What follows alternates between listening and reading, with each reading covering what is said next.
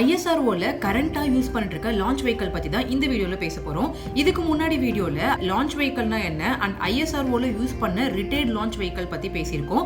பார்க்காதவங்க இன்ட்ரெஸ்ட் இருக்கவங்க அந்த வீடியோ பார்த்து தெரிஞ்சுக்கோங்க. வீடியோ லிங்க் வந்து டிஸ்கிரிப்ஷன்ல கொடுத்திருக்கேன். இன்னைக்கு இந்த வீடியோல ISROல கரண்டா யூஸ் பண்ணிட்டு இருக்க லான்ச் வெஹிக்கிள்ஸ் பத்தி பேச போறோம். இந்த கேட்டகரியில மெயினா 3 லான்ச் வெஹிக்கிள் இருக்கு. PSLV, GSLV and LVM-3. ஆக்சுவலா 4 இருக்கு சவுண்டிங் ராக்கெட்ஸ். இந்த சவுண்டிங் ராக்கெட்ஸ் பத்தியும் நம்ம ஆல்ரெடி பேசியிருக்கோம். ஸோ இந்த வீடியோல 3 லான்ச் வெஹிக்கிள்ஸ் பத்தி பேச போறோம். PSLV, GSLV, LVM-3. வீடியோ ஃபுல்லா பார்க்கிறதுக்கு முன்னாடி சேனல் நீங்க இன்னும் சப்ஸ்கிரைப் பண்ணல அப்படின்னா சப்ஸ்கிரைப் பண்ணிக்கோங்க. நீங்க பண்ற ஒரு சப்ஸ்கிரிப்ஷன் அடுத்தடுத்த வீடியோஸ் மேக் பண்றதுக்கு எனக்கு ரொம்பவே மோட்டிவேஷனலா இருக்கும். நம்ம முதல்ல பேச போற launch vehicle PSLV, polar satellite launch vehicle. இது நம்மளோட இந்தியாவோட ஃபர்ஸ்ட் லிக்விட் ஸ்டேஜோட ஒரு ராக்கெட் அண்ட் இது வந்து 3rd ஜெனரேஷன் லான்ச் வெஹிக்கிள். இந்த லான்ச் வெஹிக்கிள முதல் முறையா நம்ம 1 அக்டோபர் 1994ல லான்ச் பண்ணோம். இந்த PSLV 4 ஸ்டேஜஸ் உடையது. ஃபர்ஸ்ட் அண்ட் 3rd ஸ்டேஜ் வந்து சாலிட் ராக்கெட் மோட்டார்ஸ் இருக்கும் அண்ட் 2nd அண்ட் 4th ஸ்டேஜ்ல லிக்விட் இன்ஜின்ஸ் இருக்கும். இது பேசிக்கா எப்படி ஆபரேட் ஆகும்னா, ஃபர்ஸ்ட் இந்த PSLV லான்ச் இனிஷியேட் ஆனதுக்கு அப்புறமா முதல் ஸ்டேஜ்ல இருக்கக்கூடிய ஃபியூயலை யூஸ் பண்ணி எம்டி பண்ணும். அதுக்கப்புறமா அந்த ஸ்டேஜ் எஜெக்ட் ஆயிடும். அதுக்கப்புறம் செகண்ட் ஸ்டேஜ் இருக்கக்கூடிய ஃபியூயலை யூஸ் பண்ணி போகும் அண்ட் ஒன்ஸ் அந்த செகண்ட் ஸ்டேஜ்ல இருக்க ஃபியூயல் வந்து காலியானதுக்கு அப்புறமா அந்த ஸ்டேஜையும் எஜெக்ட் பண்ணிரும். இதே மாதிரி தான் 3rd ஸ்டேஜ்லயும் அண்ட் ஃபைனலா 4th ஸ்டேஜ்ல இருக்கக்கூடிய ஃபியூயலை யூஸ் பண்ணி சேட்டலைட்டை லான்ச் பண்ணும். இந்த PSLVயோட சக்சஸ் ரேட் ரொம்ப ஜாஸ்தியா இருக்கிறதுனாலயே இந்த PSLV லான்ச் வெஹிக்கிள ISROவோட ஒர்க் ஹார்ஸ் அப்படின்னு அழைக்கப்படுது. இந்த PSLVனால மல்டிபிள் சேட்டலைட்ஸை லான்ச் பண்ண முடியும் ஒரே டைம்ல. அது மட்டும் இல்லாத இதோட பேலோட் பார்த்தோம்னா 1750 கிலோ வரைக்கும் இதனால கேரி பண்ண முடியும்.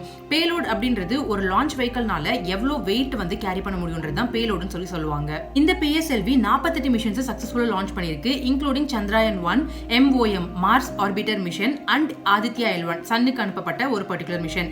இது மாதிரி சொல்லிட்டே போலாம். இந்த மாதிரி 48 மிஷன்ஸ் வந்து இந்த PSLV சக்சஸ்ஃபுல்லா லான்ச் பண்ணி முடிச்சிருக்கு. இந்த PSLVல 4 வேரியன்ட்ஸ் இருக்கு. ஒரு பேலோட் அண்ட் சேட்டலைட்ஸை பொறுத்து அந்த வேரியன்ட்ஸை சூஸ் பண்ணிப்பாங்க. இந்த PSLVக்கு ISROவோட வரலாற்றுல பெரும் பங்களிச்சிருக்குன்னு தான் சொல்லணும். வரலாற்று மட்டும் இல்ல, இனிமேல் வரப்போற மிஷன்ஸ்ல கூட இந்த PSLVயை யூஸ் பண்ண போறாங்க. அண்ட் இன்னொரு இன்ட்ரெஸ்டிங் ஃபேக்டர் இந்த PSLVல என்ன இருக்குன்னு பார்த்தோம்னா, விகாஸ் இன்ஜின். இந்த இன்ஜின் பத்தி நம்ம எல்லாருமே கேள்விப்பட்டிருப்போம். ராக்கெட்ரி படத்துல கூட இந்த பர்டிகுலர் இன்ஜின் பத்தி பேசியிருப்பாங்க. இந்த விகாஸ் இன்ஜின் வந்து இந்த PSLVயோட லிக்விட் ஸ்டேஜ்ல பொருத்தப்பட்டிருக்கு. ரெண்டாவதா நம்ம பேச போற launch vehicle GSLV, geosynchronous satellite launch vehicle. இது வந்து ஒரு 4th generation launching vehicle and இது 3 ஸ்டேஜஸ் உடையது. ஃபர்ஸ்ட் ஸ்டேஜ்ல சாலிட் மோட்டார் இருக்கும், செகண்ட் ஸ்டேஜ்ல விகாஸ் இன்ஜின் இருக்கும், 3rd ஸ்டேஜ்ல கிரையோஜெனிக் இன்ஜின் இருக்கும்.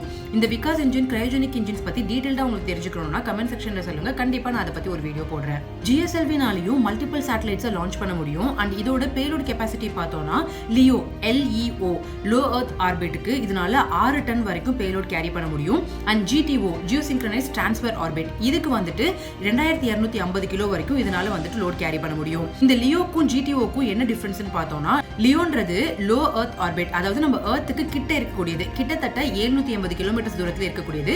இந்த GTOன்றது எர்த்தை விட்டு ரொம்ப தூரமா இருக்கக்கூடிய ஒரு பர்டிகுலர் ஆர்பிட் பொசிஷன். மற்ற ராக்கெட் இன்ஜின்ஸை விட இதுல கிரையோஜெனிக் இன்ஜின் இருக்கிறதுனால ரொம்பவே எஃபெக்டிவா இருக்கும். அதனால தான் இந்த GSLVனால 2 டன் அளவுக்கு கம்யூனிகேஷன் சேட்டலைட்ஸை லான்ச் பண்ண முடியும்.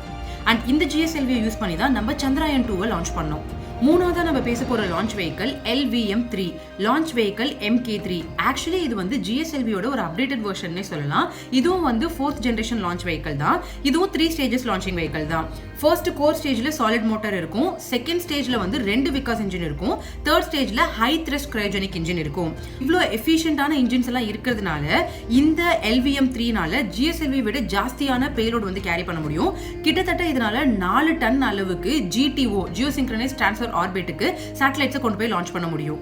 இந்த பர்டிகுலர் லான்ச் வெஹிக்கிள்ல தான் நம்ம சந்திராயன் 3 வந்து லான்ச் பண்ணோம். இந்த வீடியோல நான் வந்து ISROல கரண்டா யூஸ் பண்ணிட்டு இருக்கிற இந்த சேட்டலைட் லான்ச் வெஹிக்கிள்ஸ் பத்தி தான் நான் பேசணும்னு நினைச்சேன். இந்த வீடியோ உங்களுக்கு இன்ஃபர்மேட்டிவா இருந்திருக்கும்னு நினைக்கிறேன். நெக்ஸ்ட் வீடியோல ISROல அண்டர் டெவலப்மெண்ட்ல இருக்கக்கூடிய ஃபியூச்சர் லான்ச் வெஹிக்கிள்ஸ் பத்தி பேசலாம். இந்த கேட்டகரியில HRLV, human rated launch vehicle and SSLV, small satellite launch vehicle and RLV, reusable launch vehicle, இது எல்லாமே இருக்கு. ஸோ இதெல்லாம் பத்தி டீடைலா நெக்ஸ்ட் வீடியோல பார்க்கலாம். இந்த வீடியோ உங்களுக்கு இன்ஃபர்மேட்டிவா இருந்தது அப்படின்னா மறக்காத சேனல் சப்ஸ்கிரைப் பண்ணிக்கோங்க. வேற ஒரு வீடியோல உங்களுக்கு சந்திக்கிறேன். அண்ட் இந்த மாதிரி வேற ஏதாவது டாபிக் பத்தி நான் பேசணும்னாலும் கமெண்ட் செக்ஷன்ல சொல்லுங்க. Until then, this is me, Vaskir Enraj. Bye bye, take care, keep smiling.